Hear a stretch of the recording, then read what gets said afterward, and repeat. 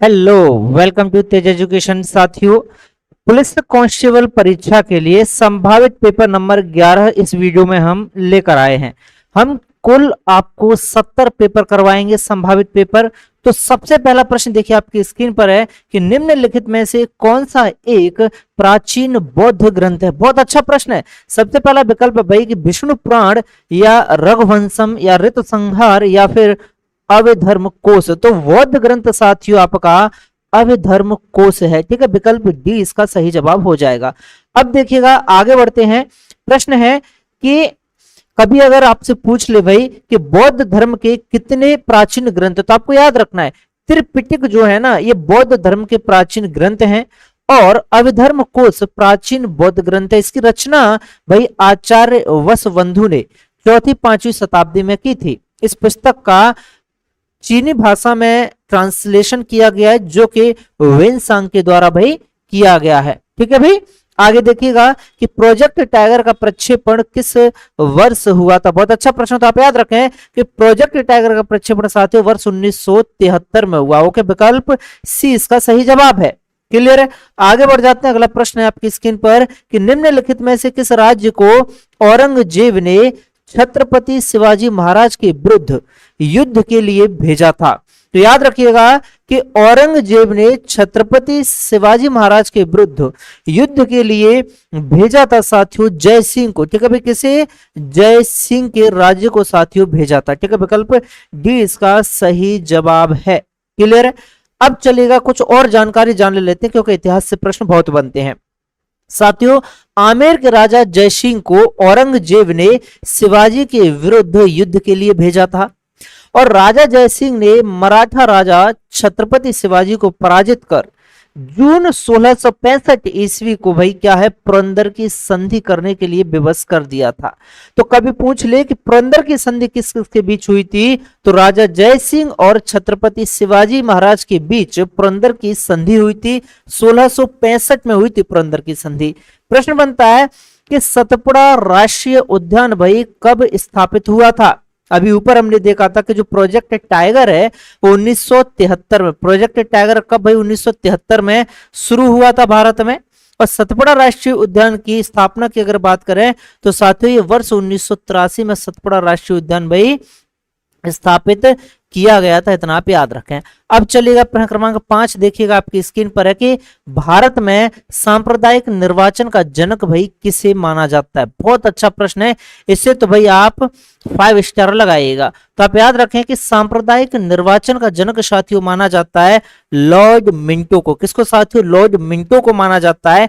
अब अगला प्रश्न है कि नर्मदा नदी के निकट निम्न में से कौन सा शहर स्थित है। भाई नर्मदा नदी के निकट ओमकारेश्वर है या झाबुआ है, जबलपुर है या ये पूरे के पूरे भाई नर्मदा नदी के निकट हैं। तो आप याद रखें ओमकारेश्वर, जबलपुर और झाबुआ ये सभी भाई नर्मदा नदी के निकट है। इतना आप याद रखिएगा। आपको ये तो ज्ञात ही होगा कि नर्मदा नदी को भाई क्या कहा जाता है, मध्य प्रदेश की जीवन रेखा कहा जाता है। कभी आपसे पूछ ले कि कौन कौन से शहर हैं जो नर्मदा नदी के किनारे बसे हुए हैं। सबसे पहला है ओमकारेश्वर, दूसरा है जबलपुर और फिर है झाबुआ, फिर है अमरकंटक, होशंगाबाद, नेमावर, महेश्वर, नरसिंहपुर, मंडला। ये सभी नर्मदा नदी के किनारे बसे हुए स्थल हैं। प्रश्न है कि निम्नलिखित में से किस राज्य की लोकसभा में भाई एक से अधिक सीट है। अच्छा प्रश्न है। तो याद रखिएगा भाई मेघालय, मेघालय में लोकसभा सीटों की अगर मैं बात करूं तो 2 लोकसभा सीट है। कितनी भाई? 2 लोकसभा सीट है। आपको ये याद रखना है सिक्किम में साथियों 1 लोकसभा सीट है, मिजोरम में 1 लोकसभा सीट है, नागालैंड में भी 1 लोकसभा सीट है। क्लियर है। अगला प्रश्न देखिए प्रश्न क्रमांक 8 के मध्य प्रदेश में ऐसे पर्यटन स्थल आपको बता देने जो कि अपने मंदिरों के लिए भाई जाना जाता है। तो अपने मंदिरों के लिए जाना जाता है साथियों कौन सा? खजुराहो। ओके, विकल्प सी इसका सही जवाब है। ठीक है भाई, खजुराहो किसके लिए प्रसिद्ध है भाई? अपने मंदिरों के लिए प्रसिद्ध है। अब चलिएगा प्रश्न क्रमांक 9 की तरफ चलते हैं भाई। प्रश्न क्रमांक 9 है कि पहली बार प्रधानमंत्री पद की शपथ लेते समय इनमें से किसकी आयु भाई सर्वाधिक थी? पहली बार जब उसने प्रधानमंत्री पद की शपथ ली थी। अच्छा प्रश्न। तो आप याद रखिएगा ये है साथियों मोरारजी देसाई, जिन्होंने पहली बार जब प्रधानमंत्री पद की शपथ ली तो इनकी आयु सर्वाधिक थी। ठीक, 81 वर्ष लगभग इनकी आयु थी। ठीक, अगला प्रश्न है कि बुंदेला की छतरी वही कौन से शहर में मौजूद है? बहुत अच्छा प्रश्न बनता है। देखिए, सबसे पहले हमने देखा था कि जो खजुराहो स्थल है ये साथियों किसके लिए? मंदिरों के लिए जाना जाता है। किसके लिए भाई? मंदिरों के लिए। और बुंदेला की जो छतरी है ये मौजूद है भाई कहां पर? ओरछा में। ओरछा कौन से जिले में है भाई? कमेंट करके बताइएगा। मैं दो ऑप्शन दे रहा हूं। नंबर 1 भाई टीकमगढ़, ओरछा टीकमगढ़ में है, या फिर ओरछा साथियों निवाड़ी जिले में है। कमेंट करके बताइएगा। ठीक है, बहुत सिंपल है, लॉलीपॉप प्रश्न है। अगला प्रश्न है कि सूर्य पृथ्वी की सतह पर भाई कितने मिनट के कोण पर सामने रहता है? ठीक है, तो आप याद रखें सूर्य का जो कोण रहता है ना भाई पृथ्वी की सतह से 32 मिनट का कोण रहता है। ठीक है भाई, कितना? 32 मिनट के कोण पर सामने रहता है सूर्य पृथ्वी की सतह से। ठीक है, कभी पूछ ले कि सूर्य और पृथ्वी के बीच की जो औसतन दूरी है कितनी है, तो 14 करोड़ 96 लाख किलोमीटर है। जी हाँ, ये डाटा आपको एग्जैक्ट याद रखना होगा, रटना होगा। ठीक है, 14 करोड़ 96 लाख किलोमीटर सूर्य पृथ्वी के बीच की औसतन दूरी है। अगला प्रश्न है कि मध्य प्रदेश के किस गांव को भाई पहला निर्मल गांव घोषित किया गया है? तो याद रखिएगा, पहला निर्मल गांव घोषित किया गया है साथियों बरौची गांव को। अब बात आती है बरौची गांव है कौन से जिले में? तो निर्मल गांव बरौची जो कि आपका मंडला जिले में है। ठीक है भाई, पहला निर्मल गांव कौन सा? बरौची मंडला में है। अब देखिएगा अगला प्रश्न आपकी स्क्रीन पर कि हिमालय का इनमें से कौन सा पहाड़ी दर्रा उत्तराखंड को तिब्बत से नहीं जोड़ता है? तो ये है साथियों आपका कौन सा? सिपकीला दर्रा। ओके, विकल्प ए इसका सही जवाब है। ठीक है भाई, अब चलिएगा नेक्स्ट प्रश्न है कि भाई जो सिपकीला दर्रा है ये क्या करता है? तो सिपकीला दर्रा साथियों किन्नौर जिला है हिमाचल का, इसे भाई तिब्बत से जोड़ता है। ठीक है भाई, और सतलज नदी इसी दर्रे के पास से भाई कहां? भारत में प्रवेश करती है सिपकीला दर्रे के नजदीक से। ठीक है भाई, तो हिमाचल के किन्नौर जिले और तिब्बत को जोड़ने का कार्य कौन करता है? सिपकीला दर्रा। प्रश्न है कि मध्य प्रदेश सरकार ने मत्स्य पालन को कृषि का दर्जा कब दिया? तो याद रखें कि मध्य प्रदेश सरकार ने भाई मत्स्य पालन को कृषि का दर्जा वर्ष 1997 में दिया। ठीक, अगला प्रश्न है कि दुमहाल एक नृत्य रूप है भाई, दुमहाल जो कौन से क्षेत्र में प्रचलित है? बहुत अच्छा प्रश्न, तो आप याद रखें दुमहाल एक नृत्य है जो कि कश्मीर क्षेत्र में भी प्रचलित है, दुमहाल नृत्य। ठीक, अगला प्रश्न है कि विश्व प्रेस स्वतंत्रता कब मनाई जाती है? तो याद रख, देखिए एक दिवस तो भाई पुलिस कांस्टेबल में पूछा ही जाता है, तो याद रखें विश्व प्रेस स्वतंत्रता दिवस जो है ये 3 मई को मनाया जाता है भाई। कब? 3 मई को मनाया जाता है। अगला प्रश्न है कि नोबेल पुरस्कार जीतने वाले एकमात्र भारतीय अर्थशास्त्री भाई कौन है? देखिए अर्थशास्त्री की बात हो रही तो याद रखना अमर्त्य सेन। क्या नाम है भाई? अमर्त्य सेन अर्थशास्त्री हैं एकमात्र जिन्होंने नोबेल पुरस्कार भाई प्राप्त किया है। अब अगला प्रश्न है कि भाई निम्नलिखित में से किस प्रधानमंत्री को भारत रत्न पुरस्कार दिया गया है? चारों विकल्प आपकी स्क्रीन पर है। देखिए आपको एक चीज याद रखनी है कि अमर्त्य सेन को जो नोबेल पुरस्कार मिला था अर्थशास्त्र के लिए, ये इन्हें वर्ष 1998 में मिला था। जब कठिन पेपर बनेगा वर्ष आपसे पूछा जाएगा। एक है भाई कैलाश सत्यार्थी। ठीक है, कौन भाई? कैलाश सत्यार्थी मध्य प्रदेश के विदिशा से हैं, इन्हें भी नोबेल पुरस्कार मिला है लेकिन भाई शांति के लिए।